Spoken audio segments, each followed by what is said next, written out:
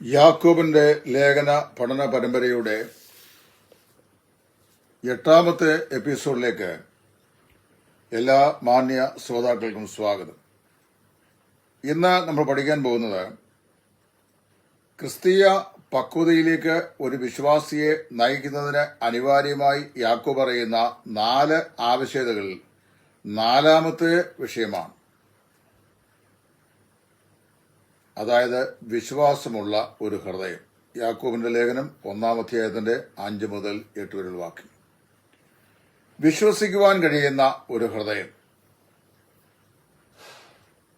യാക്കോബ് ഏത് കൂട്ടം ആളുകൾക്കാണോ ഈ ലേഖനം ഇടുന്നത്, ആ വിശ്വാസികൾ അല്ലെങ്കിൽ ആ കൂട്ടം ആളുകൾ പ്രാർത്ഥന സംബന്ധിച്ച് അവർക്ക് അവരുടെ പ്രാർത്ഥനാ ജീവിതത്തിൽ വളരെ പ്രശ്നങ്ങളുള്ള ആളുകളായിരുന്നു. അവർ മാത്രമല്ല, നമ്മിൽ പല ആളുകളും പ്രാർത്ഥനാ ജീവിതത്തിൽ പലപ്പോഴും പ്രശ്നങ്ങളെ നേരിടുന്ന ആളുകളാണ്. ചില ആളുകൾക്ക് അല്പസമയം വേറിട്ടിരുന്ന് പ്രാർത്ഥിക്കുക എന്ന് പറയുന്നത് വലിയ അസഹിഷ്ണുതയാണ്. ഒരിക്കല് ഒരു വലിയ ആത്മീക സംഗമത്തിൽ അത് വാസ്തവത്തില് ഒരു പൊതു അവധി ദിവസം, ഒരു ഹർത്താൽ ദിവസം എന്താണ്, കുറെ ആളുകൾ ഒന്നിച്ചുകൂടി. അപ്പൊ കഴിഞ്ഞപ്പോ അതിൽ ഒരുവൻ പറഞ്ഞു, നമുക്ക് അല്പസമയം ഗ്രൂപ്പായിട്ട് വേർതിരിഞ്ഞ് പല വിഷയങ്ങളെ ഓർത്ത് പ്രാർത്ഥിക്കാം. അപ്പൊ അതിനകത്ത് വന്ന ഒരു പ്രസംഗി പറയുകയാണ്, മനോഹരമായൊരു ദിവസം, നല്ല അവധി ദിവസമായിരുന്നു, ഇന്ന് നമുക്ക് കുറച്ച് ദൈവവചനം ശുശ്രൂഷയൊക്കെ ചെയ്യാമായിരുന്നു, വെറുതെ ഇങ്ങനെ പ്രാർത്ഥിച്ച് സമയം കളയുന്നു. മിക്ക പ്രസംഗകരും പ്രാർത്ഥനാ ജീവിതമില്ലാത്തവരാണ്, പ്രാർത്ഥനയ്ക്ക് സമയം ചെലവഴിക്കാത്ത ആളുകളാണ്. E.M. ബൗൾസ് എന്ന് പറയുന്ന ഒരു ദൈവദാസനുണ്ട്. അദ്ദേഹത്തിലുള്ള ഒരു മനോഹരമായ പുസ്തകമുണ്ട്, ദ മൈറ്റി പ്രിവൈലിംഗ് പ്രയർ, അതിശക്തവും വിജയപ്രദവുമായ പ്രാർത്ഥന. ഞാനാണ് ആ പുസ്തകം മലയാളത്തിലേക്ക് വിവർത്തനം ചെയ്തിട്ടുള്ളത്.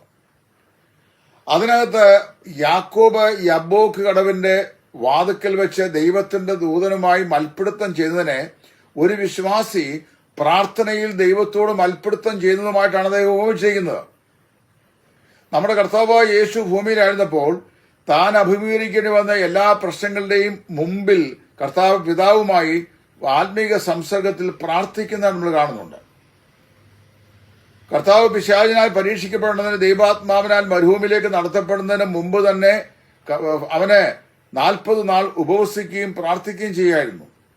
യാക്കോബ് 4:1 മുതൽ 3 വരെ, 5:13 മുതൽ 18 വരെ ഈ വാക്യങ്ങൾ വായിച്ചു കഴിഞ്ഞാൽ യാക്കോബ് യാതൊരു കൂട്ടം ആളുകൾ എഴുതുന്നു, അവർ പ്രാർത്ഥനാ ജീവിതത്തിൽ പ്രശ്നങ്ങളെ അഭിമുഖീകരിക്കുന്ന ആളുകൾ ആയിരുന്നു എന്ന് മനസ്സിലാക്കാം. നമ്മൾ പ്രാർത്ഥിക്കേണ്ടത് എന്തിനു വേണ്ടിയാണ്? ഇവിടെ യാക്കോബ് അതിന്റെ ഉത്തരം നൽകിയിട്ടുണ്ട്. ദൈവത്തോട് ജ്ഞാനത്തിനായിട്ട് പ്രാർത്ഥിക്കുക, അപേക്ഷിക്കുക. ഇവിടെ പ്രത്യേകം പറയേണ്ട, നിങ്ങളുടെ ഒരുവന് ജ്ഞാനം കുറവാകുന്നുവെങ്കിൽ അവൻ ഭത്സിക്കാതെ എല്ലാവർക്കും ഔദാര്യമായി കൊടുക്കുന്ന ദൈവത്തോട് യാചിക്കട്ടെ. ഞാൻ 1978-79 കാലഘട്ടങ്ങളിൽ ചാത്തന്നൂരുള്ള നമ്മുടെ ബൈബിൾ സ്കൂളിൽ പഠിക്കുന്ന കാലഘട്ടം. ആ കാലഘട്ടത്ത് വേർപെട്ട ദൈവത്തിന്റെ മധ്യത്തിലെ പ്രബുദ്ധരായ അനേക ദൈവദാസന്മാർ അവിടെ കടന്നു വന്ന് താമസിച്ച് ദൈവത്തിന്റെ വചനം പഠിപ്പിക്കുന്ന കാലയളവായിരുന്നു. M.M. സക്കറിയ അവറുകൾ, M.E. Mathai sir, Ezekiel sir, A.M. Samuel Paravu, Mazhakkara കുട്ടായിച്ചായൻ, ഇങ്ങനെ നിരവധി ആളുകൾ അവിടെ വന്ന് ദൈവനം പഠിപ്പിക്കുന്നു. അപ്പോൾ ഈ പഠിപ്പിക്കുന്ന കാര്യങ്ങൾ അതുപോലെ ഒപ്പിയെടുത്ത് അത് ഹൃദയസ്ഥമാക്കുകയും അത് നോട്ട്ബുക്കിൽ എഴുതുകയും അത് പരീക്ഷയിൽ റെഫറൻസ് ഉൾപ്പെടെ ഒരെണ്ണം പോലും മിസ്റ്റേക്ക് വരാതെ എഴുതുകയും ചെയ്യാൻ ദൈവം എനിക്ക് പ്രത്യേകമായ ഒരു പ്രാപ്തി വന്നിരുന്നു. അന്ന് സംഭവിച്ചെന്നറിയാമോ? എന്റെ ക്ലാസ്സിലിരുന്ന ഒട്ടുമിക്കവാറും ആളുകൾക്ക് എന്നോട് വല്ലാത്ത അസ്വസ്ഥതയും പ്രയാസവും തോന്നി. ആ അസ്വസ്ഥത ഈ കഴിഞ്ഞ 49 വർഷവും വേദപഠനത്തോട് ബന്ധത്തിൽ തുടരുന്നുണ്ട്. അപ്പൊ ഞാൻ ഈ വേദഭാഗം വായിച്ചപ്പോൾ എനിക്ക് തോന്നിയത്, മറ്റൊരാൾക്ക് ദൈവത്തിന്റെ വചനം ഗ്രഹിക്കാനും അത് പകർത്തുവാനും അത് ഓർമ്മയിൽ നിലനിർത്താനും അതുപോലെ തന്നെ അത് പകർത്തി എഴുതാനും ആൻസർ പേപ്പറിൽ എഴുതാനും ഒക്കെയുള്ള കഴിവ് ദൈവതത്വമാണ്, ദൈവം നൽകുന്ന ജ്ഞാനമാണ്.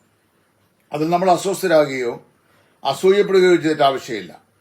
ഇവിടെ യാക്കോബ് പറയാണ്, നിങ്ങൾ എന്ത് ചെയ്യുക, നിങ്ങൾ ഒരുത്തന് ജ്ഞാനം കുറവാകുന്നെങ്കിൽ അവൻ ഭത്സിക്കാതെ, എന്ന് പറഞ്ഞാൽ മറ്റൊരുത്തനെ പ്രാകാതെ, ശപിക്കാതെ, അവനോട് ശണ്ടയിടാതെ, അവനോട് അസൂയപ്പെടാതെ, എല്ലാവർക്കും ഔദാര്യമായി കൊടുക്കുന്ന ദൈവത്തോട് യാചിക്കട്ടെ. ഒരുപാട് കാര്യങ്ങൾ യാക്കോബ് ഈ ജ്ഞാനം സംബന്ധിച്ച് നിലയിൽ പറയുന്നുണ്ട്. 1:5, 3:13, 18 വാക്യങ്ങളിലൊക്കെ പറയുന്നു. യഹൂദന്മാരായ ആളുകൾ, ചെറിയ പറയുന്ന ഗോത്രക്കാർക്കാണല്ലോ ഇദ്ദേഹം എഴുതിയിട്ടുള്ളത്. യഹൂദന്മാരായ ആളുകൾ ജ്ഞാനത്തിൽ വളരെയധികം താല്പര്യമുള്ള ആളുകളായിരുന്നു. ജ്ഞാനത്തെ ഇഷ്ടപ്പെടുന്നവരായിരുന്നു, സ്നേഹിക്കുന്നവരായിരുന്നു. അതിന്റെ ഏറ്റവും വലിയ തെളിവാണ് വിസ്ഡം ബുക്ക് എന്നറിയപ്പെടുന്ന സദൃശ്യവാക്യങ്ങൾ. ജ്ഞാനിയായ ശലോമോൻ ഇസ്രായേൽ മക്കൾക്ക് എഴുതി കൊടുത്തിട്ടുള്ള മനോഹരമായ 31 അധ്യായങ്ങളുള്ള പുസ്തകമാണ് സദൃശ്യവാക്യങ്ങൾ. ബൈബിളിലെ ഏറ്റവും നല്ല സാരോപദേശങ്ങളാണ്. ഒരിക്കലും ദേവദാസൻ പറഞ്ഞ് എനിക്കിപ്പോഴും ഓർമ്മയുണ്ട്, ഈ സദൃശ്യവാക്യങ്ങൾ വായിച്ചിട്ട് നന്നാകാത്തൊരു മനുഷ്യൻ, അത് സ്ത്രീയാകട്ടെ പുരുഷനാകട്ടെ, അവനെ ദുർഗുണ പരിഹാര പാഠശാലയിൽ കൊണ്ടുവിട്ടാലും നന്നാകുകയില്ല. ഡോക്ടർ ഐൻസ്റ്റീനൊക്കെ പറഞ്ഞ അവിടെ കൊണ്ടുവിട്ടാലും നന്നാകില്ല. മനുഷ്യൻ നന്നാകാനുള്ള ഏറ്റവും നല്ല പുസ്തകമാണ് ഈ പുസ്തകം. അവിടെ ആരംഭിക്കുന്ന യഹോവ ഭക്തി ജ്ഞാനത്തിന്റെ ആരംഭമാകുന്നു, അതിനെ പ്രിയപ്പെടുന്ന ഏവർക്കും അതുണ്ട് എന്ന് പറഞ്ഞുകൊണ്ടാണ് ഈ പുസ്തകം ആരംഭിക്കുന്നത് തന്നെ. ഈ അറിവും ജ്ഞാനവും നമ്മൾ വ്യത്യാസമുണ്ട്. അറിവെന്ന് പറയുന്ന അക്യൂമുലേഷൻ ഓഫ് ഇൻഫോർമേഷനാണ്. നമുക്ക് പല കാര്യങ്ങളെക്കുറിച്ചുള്ള നമ്മളുടെ വിവരങ്ങളുടെ ശേഖരണമാണ് അറിവെന്ന് പറയുന്നത്.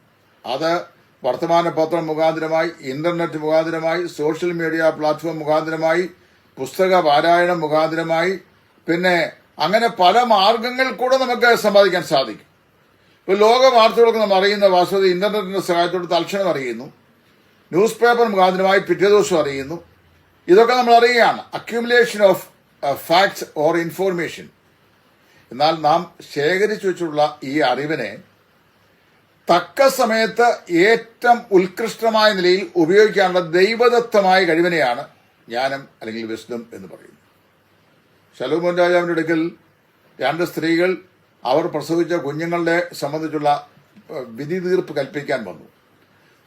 ഒരു രാത്രി കിടന്നുറങ്ങുമ്പോൾ അവളുടെ കുഞ്ഞിന്റെ ദേഹത്ത് അറിയാതെ ചാഞ്ഞു കിടന്നു. ആ കുഞ്ഞ് മരിച്ചുപോയി. ജീവൻ കുഞ്ഞിനെ എടുത്ത് അവിടെ മാറിടത്തിൽ കിടത്തിയ ശേഷം പിറ്റേ ദിവസം ആ കുഞ്ഞ് ഈ മറ്റേ തള്ളയുടെയാണെന്ന് അവൾക്ക് മനസ്സിലായി. രാജസനയിൽ ഈ പ്രശ്നം വന്നു. ഇസ്രായേലിന്റെ രാജാവായി ശലോമോൻ ഉയർത്തപ്പെട്ട ശേഷം അവന്റെ ജ്ഞാനത്തെ തന്നെ തിരിച്ചറിയേണ്ടതിന് ദൈവം അനുവദിച്ചൊരു സാഹചര്യമായിരുന്നു. ഈ കുഞ്ഞുമായിട്ട് ഈ 2 മാതാക്കൾ വന്നു. അവിടെ വന്നു കഴിഞ്ഞപ്പോൾ ഈ ശലോമോൻ തന്റെ ജ്ഞാനത്തിൽ പ്രതിപ്രഖ്യാപനം ചെയ്തു. ഒരു വാളെടുത്ത് ഈ കുഞ്ഞിനെ 2ആയിട്ട് കഷ്ണിക്കട്ടെ, 2 പേർക്ക് ഓരോ കഷ്ണം കൊടുക്കാൻ പറഞ്ഞു കഴിഞ്ഞപ്പോൾ അതിന്റെ ഒറിജിനൽ മാതാവ് നിലവിളിച്ചു, യജമാനെ അങ്ങനെ അരുത്, ആ ശിശു അവിടെ കൂടെ വളരട്ടെ, എനിക്ക് കുഞ്ഞ് ജീവിച്ചിരിക്കുന്നെങ്കിലും കാണാമല്ലോ എന്ന് പറഞ്ഞു. ശലോമോൻ തന്റെ ദിവ്യജ്ഞാനത്തിൽ അവളാണ് ഈ കുഞ്ഞിന്റെ മാതാവ് എന്ന് കണ്ടെടുത്തു. കാരണം നൊന്ത കണ്ണിലല്ലേ അന്തം പായുകയുള്ളൂ. നമുക്ക് ലഭിക്കപ്പെട്ടിരിക്കുന്ന അറിവിനെ, ശേഖരിച്ചിരിക്കുന്ന അറിവിനെ ശരിയായ പന്താവിൽ വിനിയോഗം ചെയ്യാനുള്ള ദൈവദത്തമായ കഴിവിനെയാണ് ജ്ഞാനം പറയുന്നത്. അനേക ആളുകൾക്ക് അറിവുണ്ട്, പക്ഷേ ജ്ഞാനം വളരെ കുറവാണ്. അത് ദൈവത്തിൽ നിന്ന് പ്രാപിക്കാനാണ്. നിങ്ങൾ ഒരുവന് ജ്ഞാനം കുറവാകുന്നെങ്കിൽ ഭത്സിക്കാതെ എല്ലാവർക്കും ഔദാര്യമായി കൊടുക്കുന്ന ദൈവത്തോട് യാചിക്കട്ടെ.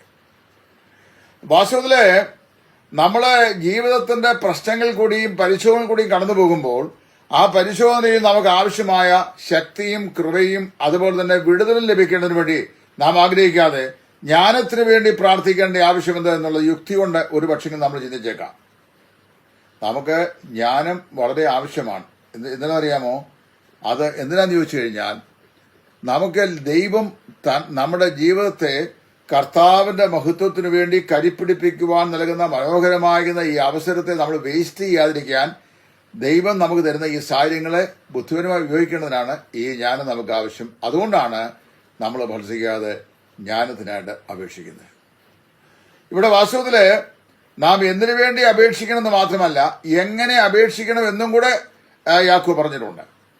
നാം ദൈവത്തോട് ജ്ഞാനത്തിനായി പ്രാർത്ഥിക്കുമ്പോൾ എങ്ങനെയാണ് പ്രാർത്ഥിക്കേണ്ടത് എന്നുള്ള ആ സാധന പാഠം കൂടെ അല്ലെങ്കിൽ മാതൃകയുടെ യാക്കോബ് പറയുകയാണ്. എങ്ങനെ പ്രാർത്ഥിക്കണം? We have to ask in faith. വിശ്വാസത്താൽ നാം ദൈവത്തോട് യാചിക്കണം. വിശ്വാസത്തിൽ നിന്ന് ഉത്ഭവിക്കാത്ത എല്ലാം പാപമാകുന്നു എന്നാണ് നമ്മൾ വായിക്കുന്നത്. വിശ്വാസത്താൽ ദൈവത്തോട് പ്രാർത്ഥിക്കുക. എന്റെ ദൈവത്തിന് ഈ കാര്യം എനിക്ക് ചെയ്തു തരാൻ സാധിക്കും. അത് ദൈവത്തോട് പ്രാർത്ഥിക്കുക. അപ്പോൾ ഇവിടെ നമ്മൾ വായിക്കുന്നത്, അവിടെ യാക്കോബ് പറയുകയാണ്, നമുക്ക് ശരിയായ വിശ്വാസം ദൈവത്തിനില്ലെങ്കിൽ നമുക്ക് ദൈവതത്വമായ ഈ ജ്ഞാനം പ്രാപിക്കാൻ സാധിക്കില്ല. ഞാനിപ്പോഴും ഓർക്കുന്നുണ്ട്, ഞാൻ ബാംഗ്ലൂർ കോളേജ് ചെല്ലുമ്പോൾ I was the least among the students. വിദ്യാർത്ഥികളിൽ ഏറ്റവും മണ്ടനായിരുന്നു ഞാൻ. എനിക്ക് ഇംഗ്ലീഷ് ഭാഷ അറിയാൻ വയ്യ. കേവലം മലയാളം മീഡിയം ഗവൺമെന്റ് സർക്കാർ സ്കൂളുകളിൽ പഠിച്ചു പോയിട്ടുള്ള ഞാൻ എങ്ങനെ അവിടെ ചെന്ന് സംസാരിക്കും? എല്ലാവരും നോർത്ത് ഈസ്റ്റുകളെല്ലാം നന്നായിട്ട് ഇംഗ്ലീഷ് സംസാരിക്കുന്നുണ്ട്. ഇവിടുന്ന് വന്നിട്ടുള്ള ആളുകളും പലരും ഡിഗ്രിക്കാരും ഒക്കെ ഉണ്ടായിരുന്നു. അവരൊക്കെ ഇംഗ്ലീഷ് സംസാരിക്കുന്നുണ്ട്. ഞാനെന്ത് ചെയ്യുന്നറിയാമോ? കർത്താവിന്റെ സന്നിധിയിൽ തന്നെത്താൻ താഴ്ത്തി, കർത്താവെ, അവിടുത്തെ ശുശ്രൂഷയ്ക്ക് വേണ്ടി ജീവിതം സമർപ്പിച്ച് അവിടുത്തെ ശബ്ദം കേട്ടിറങ്ങി പുറപ്പെട്ട എന്നോട് കരുണ തോന്നണമേ. എനിക്ക് ഈ സായിപ്പന്മാർ സംസാരിക്കുന്നത് കേട്ടാൽ മനസ്സിലാക്കാൻ കൃപ തരണമേ. പുസ്തകം വായിച്ചാൽ ഗ്രഹിക്കാൻ അവിടുത്തെ ദൈവമായ ജ്ഞാനം എന്നിലേക്ക് പകരണമേ എന്ന് ദൈവത്തോട് മുട്ടുമടക്കി പ്രാർത്ഥിച്ചു. കർത്താവ് ആ പ്രാർത്ഥന കേട്ടു, ദൈവം തന്നു. അല്ല, എന്നെ എടുക്കൊണ്ടൊന്നും ഞാൻ നേടിയതല്ല. അപ്പൊ ദൈവം തന്നതാണ്. വാസ്തവത്തില് പലപ്പോഴും നമ്മുടെ പ്രാർത്ഥനകളുടെ ദൈവം കേൾക്കാതിരിക്കത്തക്കോണം പ്രാർത്ഥനയുടെ ഏറ്റവും കൊടിയ ശത്രുവായി വർത്തിക്കുന്ന ശക്തി എന്നറിയാമോ? നമ്മുടെ അവിശ്വാസമാണ്. ദൈവത്തിന്റെ അടുക്കൽ വരുന്നവൻ ദൈവം ഉണ്ടെന്നും തന്നെ വിളിച്ചപേക്ഷിക്കുന്ന ഏവർക്കും അവന് ഉത്തരം നൽകുന്നു എന്നും വിശ്വസിക്കേണ്ടതല്ലയോ? നമ്മൾ ദൈവത്തിൽ വിശ്വസിക്കുക. ഇവിടെ ഈ വിശ്വാസമില്ലാത്ത പ്രാർത്ഥന പ്രാർത്ഥിക്കുന്ന ആളുകളെ യാക്കോബ് താരതമ്യം ചെയ്തിരിക്കുന്നത് എങ്ങനെയറിയാമോ? ഇരുമനസ്സുള്ളൊരു മനുഷ്യനോടെയാണ്. ഇരുമനസ്സുള്ള മനുഷ്യൻ തന്റെ വഴിയിലൊക്കെ അസ്ഥനാകുന്നു. അവൻ കാറ്റടിച്ച് ഉലയുന്ന കടൽത്തിരയ്ക്ക് സമം. നമുക്കറിയാമല്ലോ, കടൽക്കരയ്ക്ക് ചെന്നു കഴിഞ്ഞാൽ അറിയാം, ഓരോ തിരമാലകൾ വരുന്നതോറും കാറ്റ് വരുന്നു, അതിനെ അമർത്തുന്നു, പിന്നെയും തിരമാല വരുന്നു, അതിനെ അമർത്തുന്നു. കാറ്റ് അടിച്ച് അമർത്തുന്ന തിരമാലയ്ക്ക് സമനാണ്. ഒരു സ്ഥിരത അവനില്ല. ദൈവസന്നയിൽ നമ്മൾ കടന്നു വരുമ്പോൾ, എന്റെ ദൈവത്തോട് ഞാൻ എന്റെ വിഷയം വെച്ച് പ്രാർത്ഥിക്കുമ്പോൾ അത് കർത്താവിന്റെ നാമത്തിന് മഹത്വം ഉണ്ടാകുന്നതാണെങ്കിൽ ദൈവം അത് നമുക്ക് തരേണ്ടതിന് വേണ്ടി എന്ത് ചെയ്യണം? ദൈവസന്നയിൽ നമ്മള് വിശ്വാസത്തോട് പ്രാർത്ഥിക്കുക. എന്റെ കർത്താവിന് എന്റെ ഈ പ്രതിസന്ധിയിൽ എന്നെ സഹായിക്കാൻ സാധിക്കും. എന്റെ ഈ വിഷമതയിൽ എന്റെ ബുദ്ധിമുട്ട് തീർക്കുവാൻ എന്റെ ദൈവത്തിന് കഴിയും. ദൈവസന്നിധിയിൽ ഏകാഗ്രതയുള്ള, ഐക്യതയുള്ള ഹൃദയത്തോടെ നാം പ്രാർത്ഥിച്ചാൽ ദൈവം സ്വർഗത്തിൽ നിന്ന് തന്റെ ജ്ഞാനം നമുക്ക് നൽകും എന്നാണ് ദൈവവചനം പറയുന്നത്. ഇവിടെ വിശ്വാസികളെ സംബന്ധിച്ച് പറയുമ്പോൾ ഈ ഓരോ പാപിയും രക്ഷിക്കപ്പെടുന്നത് പരിശോധനകൾ സഹിച്ചാണെന്നല്ല, മറിച്ച് വിശ്വാസികൾ പരിശോധനയിൽ കൂടെ ദൈവികമായിരിക്കുന്ന പ്രതിഫലത്തിന് യോഗ്യന്മാരായി തീരുന്നുവെന്നാണ് ഈ വേദഭാഗത്ത് പറയുന്നത്. ദൈവം എങ്ങനെയാണ് നമ്മെ പ്രതിഫല അർഹരാക്കി തീർക്കുന്നത്? ഒന്നാമത്, നമ്മെ ക്രിസ്തീയ സ്വഭാവത്തിൽ വളരുവാൻ ദൈവം സഹായിക്കുന്നു. ആത്യന്തികമായി ദൈവം നമ്മുടെ ജീവിതത്തെ ക്രിസ്തീയ സ്വഭാവത്തിലൂടെ വാർത്തെടുത്ത് ക്രിസ്തീയ പക്വതയിലേക്ക് നമ്മെ കൊണ്ടുവരുന്നു. ജീവിതത്തിന്റെ എല്ലാ പരിശോധനകളും വാസ്തവത്തില് നമ്മളെ ദൈവസന്നിധിയിൽ നല്ല പക്വതകളാക്കി തീർക്കുന്ന പരിശോധനകളാണ്. ദാവീദ് പറയുകയാണ് 119 ദിവസങ്ങളിൽ, ഞാൻ നിന്റെ കൽപ്പനകളെ പ്രമാണിക്കേണ്ടതിന് നീ എന്നെ കഷ്ടത്തിലാക്കിയത് എനിക്ക് ഏറെ നന്നായി.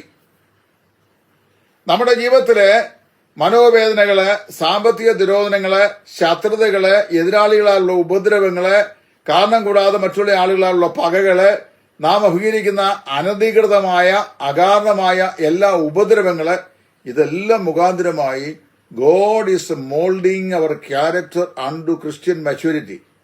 ക്രിസ്തീയമാകുന്ന പക്വതയിലേക്ക് നമ്മുടെ സ്വഭാവത്തെ കർത്താവ് നീയാണ് രൂപപ്പെടുത്തുകയാണ്. അതാണ് ദൈവം ആഗ്രഹിക്കുന്നത് ആത്യന്തികമായി. അതിനെന്ത് വേണം? സ്വർഗത്തിൽ നിന്ന് നാം ജ്ഞാനം പ്രാപിക്കണം. ദൈവത്തോട് ജ്ഞാനത്തിനായി പ്രാർത്ഥിക്കണം. പ്രാർത്ഥിക്കുമ്പോൾ ദൈവത്തിന് നാം അപേക്ഷിക്കുന്നത് തരാൻ സാധിക്കുമെന്ന് പൂർണ്ണമായി വിശ്വസിച്ചുകൊണ്ട് ദൈവസ്ഥനിൽ പ്രാർത്ഥിക്കണം. അപ്പോൾ ദൈവം നമ്മുടെ പ്രാർത്ഥന കേൾക്കുകയും നമ്മുടെ പ്രാർത്ഥനയ്ക്ക് ഉത്തരം നൽകുകയും ചെയ്യും. നിരവധി ജീവിത അനുഭവങ്ങൾ പ്രാർത്ഥനയിൽ ദൈവം കേട്ടിട്ട് ഉത്തരം നൽകിയതായി ഞങ്ങൾക്ക് ഞങ്ങളുടെ കുടുംബ ജീവിതത്തിൽ, ഞങ്ങളുടെ ശുശ്രൂഷ ജീവിതത്തിൽ ദൈവസ്ഥനിൽ നന്ദിയോട് പറയാൻ കഴിയും. ഒന്നിലും ദൈവം ലജ്ജിപ്പിച്ചിട്ടില്ല. പരാജയപ്പെട്ടു പോയി, ഇനി എഴുന്നേൽക്കാൻ കഴിയുകയില്ല എന്ന് ചിന്തിച്ച് ഭാരപ്പെട്ട നാളുകളിൽ ജീവിതത്തിന്റെ നിരാശയുടെ അടിത്തട്ടിൽ നിന്ന് ദൈവം കൈപിടിച്ച് ദൈവം ഉയർത്തിക്കൊണ്ടുവരും എന്ന് വിശ്വസിക്കുകയും അങ്ങനെ ദൈവം ചെയ്യുകയും ചെയ്തിട്ടുണ്ട്. ദൈവം എന്നും ചെയ്യുന്നു. ഇത് മുഖാന്തരമായി, ഈ പരിശോധന മുഖാന്തരമായി ദൈവം നമ്മുടെ സ്വഭാവത്തെ ക്രിസ്തു അനുരൂപരായി രൂപാന്തരപ്പെടുത്തിക്കൊണ്ട് ക്രിസ്തു എന്ന തലയോളം നാം പക്വത പ്രാപിപ്പാൻ നമ്മെ സഹായിക്കുന്നു. അതാണ് യാക്കോബ് ഈ വേദഭാഗത്ത് നമ്മെ പഠിപ്പിക്കുന്ന ആത്മീക സന്ദേശം.